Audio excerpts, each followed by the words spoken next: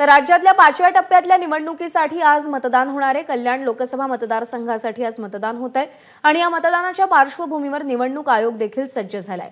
कल्याण लोकसभा मतदारसंघात 20,18,958 मतदार आहेत। काही वेळातच कल्याण लोकसभा मतदारसंघात मतदानाला सुरुवात होणार आहे।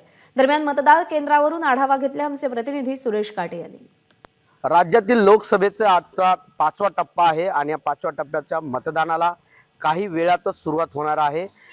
कल्याण लोकसभेमध्ये आपण आहोत। कल्याण लोकसभेमध्ये आता अधिकारी आपापल्या मतदान केंद्रावरती पोहोचलेले आहेत आणि त्या ठिकाणी आता जे ईव्हीएम मशीन असेल किंवा व्हीव्हीपॅट असेल या सगळ्या मशिनरींचा सध्या डेमो सुरू आहे। कशा पद्धतीने मशीन ऑपरेट होतंय का याबाबत सगळे आता जे कर्मचारी आलेले आहेत, अधिकारी आहेत, ते डेमो या ठिकाणी करताना आपल्याला दिसतायत। अगदी काही वेळातच या ठिकाणी मतदानाला सुरुवात होणार आहे। सुरेश काटे, एबीपी माझा, कल्याण लोकसभा। एबीपी माझा, उघडा डोळे बघा नीट।